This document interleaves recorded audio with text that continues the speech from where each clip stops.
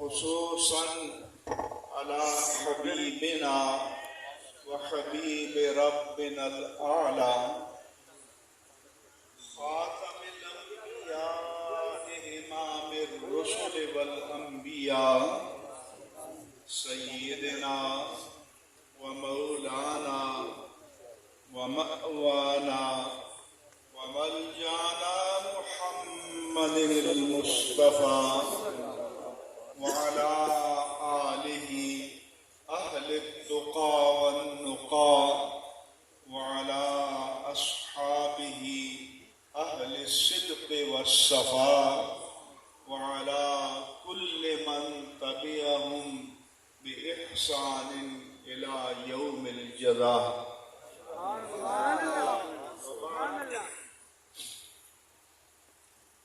مرکزی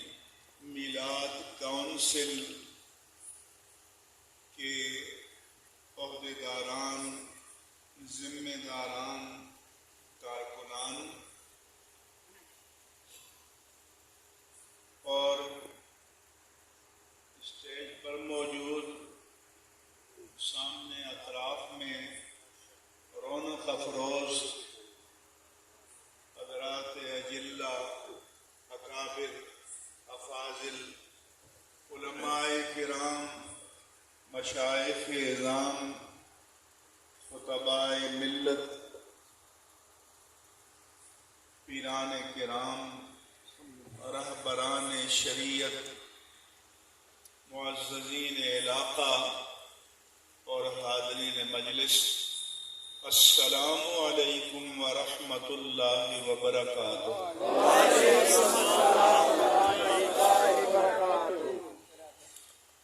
ہمارے مخدوم و محترم استاد الاساتذہ علامہ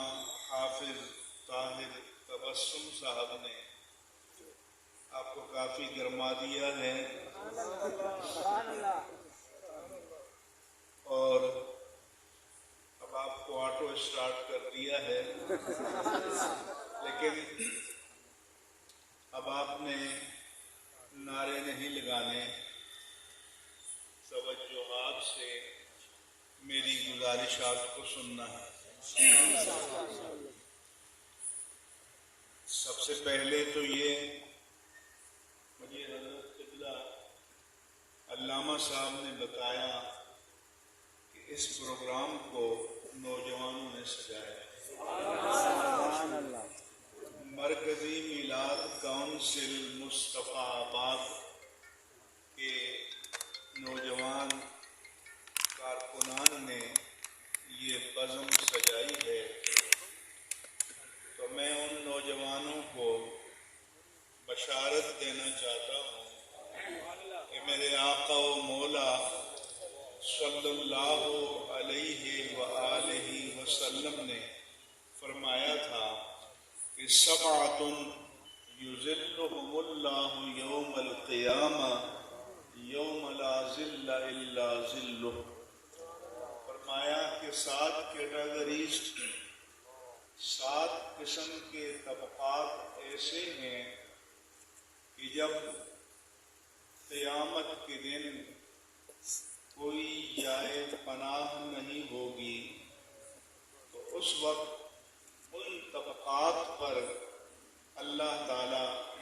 اپنی رحمت کا خصوصی صاحبان قائم فرمائے۔ ان 7 طبقات میں سے میرے آقا و مولا نے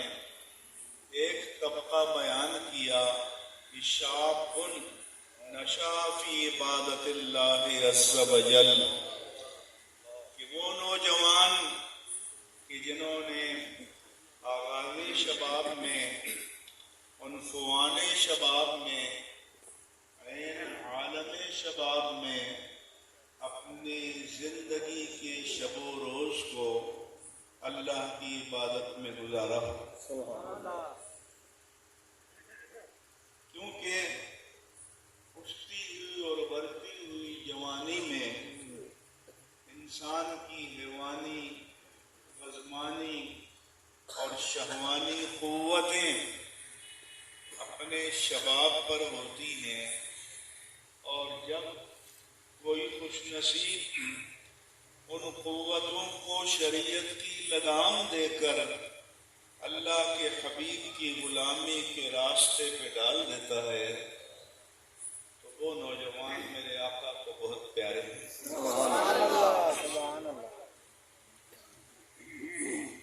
اور میں ان ماؤں کو سلام کرتا ہوں کہ جن کی گود میں یہ نوجوان پرورش پاتے ہیں، اور میں ان نوجوانوں کو بشارت دیتا ہوں کہ ہم بوڑھے لوگوں کے 100 سجدوں کی وہ قیمت نہیں ہوگی جو آپ کے ایک سجدے کی ہے۔ اس لیے کہ فتنے کے اس دور میں اور تباہی اور اخلاقی بربادی کے اس دور میں جو لوگ اپنے دامن کو آگ کے شعلوں سے بچا کر اللہ کے حبیب کی غلامی میں لے آتے ہیں، وہی نوجوان انشاءاللہ اس قوم کے مقدر کا ستارہ بنیں گے انشاءاللہ۔ اس کے بعد میرے بزرگوں نے بھی دائیں بائیں ایک پیغام دیا ہے، تو میں اسلام آباد میں میریٹ میں ایک کانفرنس میں تھا، تو NGO کی ایک بیگم نے کہا کہ مولویوں کو کسی نے اسلام کا ٹھیکہ نہیں دیا، ہم بھی قرآن کو سمجھ سکتے ہیں، ہم بھی اسلام کو سمجھ سکتے ہیں۔ تو جب آخر میں میری باری آئی تو میں نے کہا بی بی آپ کو کسی نے غلط بتایا ہے، ہم نے کب کہا ہے کہ ہم اسلام کے ٹھیکیدار ہیں، لیکن یہ بچانا چاہتے ہیں کہ ہم اسلام کے چوکیدار ہیں۔ اور چوکیدار کی ڈیوٹی ہوتی ہے کہ جب کوئی عمارت میں نقب لگائے تو اس ہاتھ کو جھٹک دے، اس کی شوکت کو توڑ دے اور دین کی امانتوں کی حفاظت فرمائے۔ اس لیے آپ سب کے ذمے اس دور میں دین کی حفاظت کی ذمہ داری ہے۔ اب میں موجودہ حالات کے اعتبار سے چند ضروری باتیں آپ کی خدمت میں عرض کرنا چاہتا ہوں کہ کچھ عرصہ پہلے جڑاں والے کا جو سانحہ ہوا تو پھر ایک فضا برپا کی گئی، ایک ماحول پیدا کیا گیا، تصوف میں ایک فرقہ ملامتیہ ہوتا ہے، وہ اللہ والے اپنے آپ کو اس حال میں رکھتے ہیں کہ لوگ ان سے دور رہیں اور وہ اپنے رب کے ساتھ مشغول رہیں، لیکن یہ پوری پاکستانی قوم فرقہ ملامتیہ بن گئی ہے۔ یہ 50 چینل ان کے شیشے کے گھر میں بیٹھے ہوئے یہ اینکر اس بات کے انتظار میں رہتے ہیں کہ کوئی